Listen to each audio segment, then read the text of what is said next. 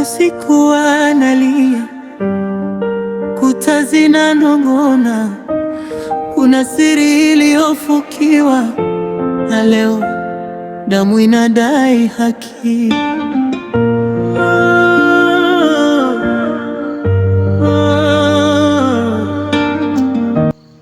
Inawezekana kabisa ananunua soda, sijui imefanyikaje, soda aenda kumuua mtu kweli? Eti jamani, ikaweje ile soda mpaka ikamuua yule dogo? Msifanye kama mnisikii, maana mimi nimenunua soda mpya dukani, nimeleta. Mtoto anakunywa tumbo anakufa. Shida ni nini jamani? Eti dada mkubwa.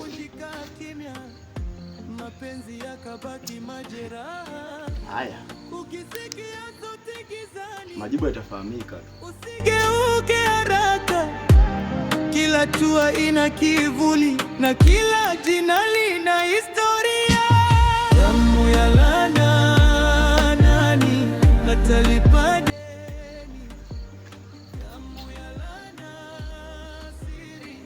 Halo kiongozi. Mwili tumeshauingiza ndani kama ulivyosema. Sasa tunaona ufiki hapa, tunakusubiria kiongozi. Uko njiani? Yaani mtoto alishinda kutwa nzima yuko vizuri. Sawa, tunakusubiria kiongozi wangu. Tumeuingiza ndani mwili. Kwa hiyo tunakusubiria wewe uje ili utoe na ruhusa kwamba tunazika saa ngapi. Hivyo.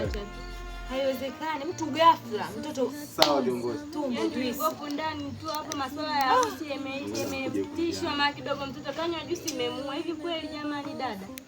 Kwanza daktari wa michango anaona. Ningempata kijana apitishake mchango. Si unajua leo tunaweza tukazika mchana. Habarini jamani za hapa. Kwema. Poleni na msiba. Asante. Naam. Vipi? Kuna nini bwana? Safi, mbona umeniita pembeni? Bwana kiongozi, unaona tutanganya vichwa. Sisi familia yetu ni kubwa. Sawa. Na huu msiba unatuhusu sana. Ndio. Kwanza kiongozi, wewe unatuambiaje tuingize maiti ndani ya kwetu tunakanja wakati hatuelewi mpaka sasa hivi?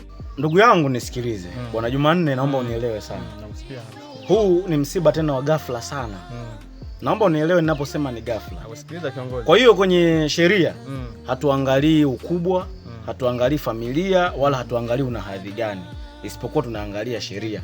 Kwa hiyo wewe unaposema mimi nimewaambia sijui, kwanza kuwaambia tu muingize mwili ndani ni yale mapenzi na familia yetu tunafahamiana nayo.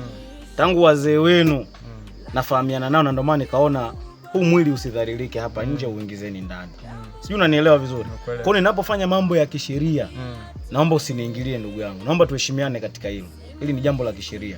Kwa sababu kwa dalili nilizoelekezwa, haya ni mauaji. Na si mauaji tu ya kawaida, ni sumu kali iliyotumika. Sasa naomba usiniingilie katika hili, niache nisimamie nafasi yangu. Sijui unanielewa? Basi sawa kiongozi, nimekuelewa. Sawa, tupo pamoja. Nimekuelewa.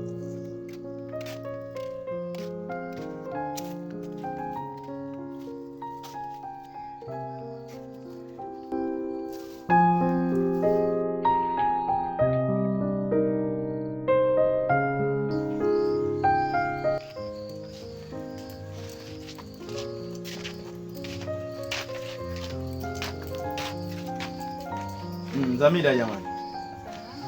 Poleni tena jamani. Asante. Nakupeni pole sana kutokana na magumu mnayopitia kwa sasa.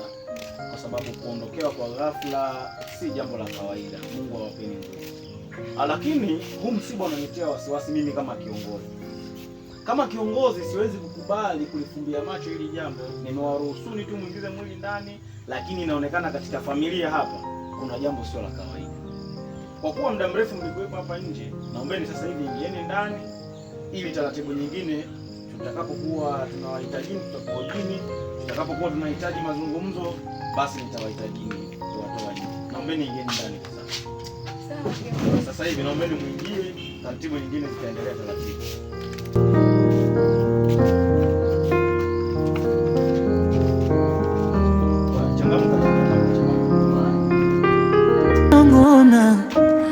Kuna siri iliyofukiwa, na leo damu inadai haki.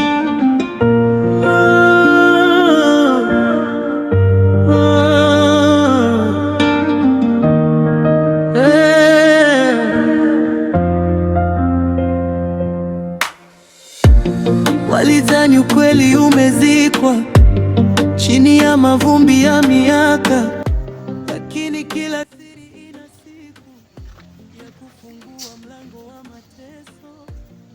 Miratili kawa ndugu. Hivi dada, naomba uniambie, ile soda nilinunua mimi kwa mikono yangu, kwa hela yangu mimi hapa. Na kipindi kuja nayo humu ndani, wewe ndio ulikuwa wa kwanza na wewe ndio niliyokupa na wewe ndio ulioniona kama mimi nimenunua soda nimekuja nayo. Naomba uniambie, imekuaje mpaka ile soda imeua? Ndugu wangu. Kwa hiyo shida ni mimi kukuletea soda, si ndio? Sio shida wewe siku ile. Mimi soda ndio ninunua. Ndio. Soda wa kwanza kushika ile soda nani? Kwa hiyo unanihukumu mimi kwa sababu nimeleta soda. Sio kwamba nakuhukumu. Ndio. Naomba uniambie ile soda aliyoishika, yani aliyoishika baada ya mimi kuileta humu ndani soda ni nani aliyoshika ile soda? Mungu wangu mdogo wangu. Sio Mungu wangu. Unipa kesi ambayo mimi siwezi kabisa. Sio kesi dada. Ndio. Sio kesi. Kwa sababu ile soda mimi ndio ninunua. Sawa. Na mimi hapa nimetoka nayo ile soda dukani mpaka kufika hapa. Wewe ndio wa kwanza kabisa kuniona mimi nimekuja na soda humu ndani. Kwa hiyo unanipa kesi mimi, si ndio? Sijakupa kesi. Mungu wangu jamani. Sio Mungu. Sio Mungu. Sio Mungu. Unanipa kesi. Sio Mungu. Ndio. Shida ni ile soda. Nani aliigusa ile soda? Soda nimekumbuka jamani. Wakati nakuja kuchukua ile soda. Muulize hata mdogo wako Shakira. Shakira? Ndio, Shakira ameniona. Mimi naingia huko kuchukua soda, Shakira kaniona. Inakuwaje tena unihukumu mimi jamani? Kwa hiyo sasa Shakira alivyochukua ile soda akaipeleka wapi kama ulimuona? Shakira kaniona wakati naichukua hiyo soda. Sio kwamba alishika nani Shakira. Kaniona wakati naichukua hiyo soda. Mimi nataka aliyoigusa ile soda mpaka mimi nimeigusa nikakuletea. Muulize hata Shakira jamani kaniona. Kaniona Shakira si yupo, si huyo hapo muulize. Bado haiji dada. Haiji. Na kwa nini isije? Mengine kuuzia wewe vipi? Sio kuuzia. Achana nayo. Sio kuuzia dada. Hili jambo ni kubwa. Sema mnalichukulia cheki hao nao wanatoka nje. Kwenye mambo ya serious kama haya. Kweli. Haya. Vipi mdogo wangu? Mdogo wangu nimekuita hapa. Kwa jambo linachanganya sana kichwa. Jambo gani? Kwanza ule mfuko nilokupa ule uko. Ule mfuko. Nimeweka jikoni. Jikoni. Hao nazungumza nini? Kiongozi bwana yule anataka nitafutie kesi. Anataka nipe kesi kubwa sana ninaona. Sawa. Kama una shida gani? Ila basi hiyo mbeleni. Au kaka msika. Kesho inaweza kuwa yako. Hao wanajua siri ya kinachoendelea. Tutajua tu. Hamna shida. Ndugu wangu. Hebu naomba uniambie. Ile siku unanipata mimi hapa kwamba hutaki kuolewa. Ndani ulimwacha nani? Ndani mimi hapa. Yaani kipindi unatoka nje kunipata mimi hapa, ndani ulimwacha nani? Wakati natoka ndani muda ule pale na kuja hivi kuna mtu alikuwa anatokea mlango wa nyuma. Ila sikumfuatilia kwa sababu mwenyewe nilikuwa siko sawa, lakini kuna kitu nilimwona ameshika sikumfuatilia alikuwa ndani. Vipi? Alikuwa ni mtu gani? Mwanamume ama ni mwanamke?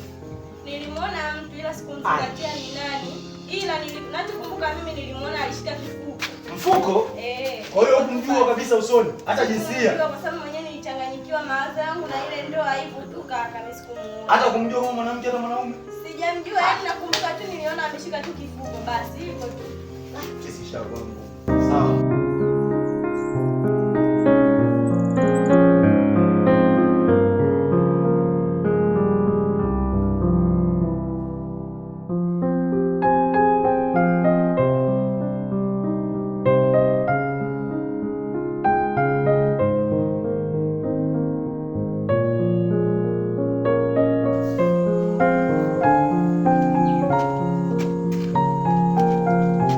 Unafanya nini hapo?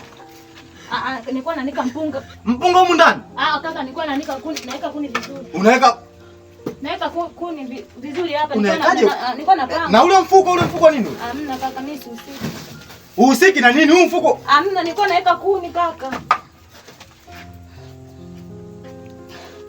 Kaka. Huu mfuko sio kwa unazungumziwa. Sihusiki kaka mimi ngoja. Uhusiki huu mfuko. Kaka hapana mimi nilikuwa naweka tu kuni vizuri. Kaka, huu mfuko ndio unasemewa. Sawa. Na dada, hebu niambie. Unaweka kuni vizuri nimekukuta na mfuko. Kweli mimi nilikuwa naweka. Dada. Yaani dada, wewe tulia. Lakini mfuko ndo ule unasemewa mfuko. Tulia. Lakini mfuko unanukia sumu ya shambani. Inavyoelekea mwenye mfuko huu ndiye anahusika. Hii ni sumu. Kwa hiyo hii sumu ndio iliyoua. Utatuambia kuna nini kinahusika. Yaani wewe tulia.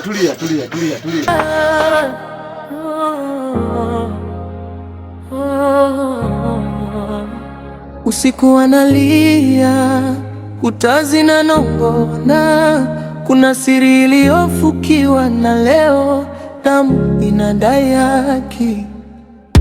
Walidhani kweli umezikwa chini ya mavumbi ya miaka, lakini kila siri ina siku ya kufungua mlango wa mateso. Mirati iligawa ndugu, tamaa ikageuka sumu, ahadi zikavunjika kimya, mapenzi yakabaki majeraha. Ukisikia sauti gizani, usigeuke haraka. Kila hatua ina kivuli na kila jina lina historia. Damu ya laana, nani atalipa deni? Damu ya laana, siri haziishi milele. Ukimya ukipaza sauti, kweli utasimama.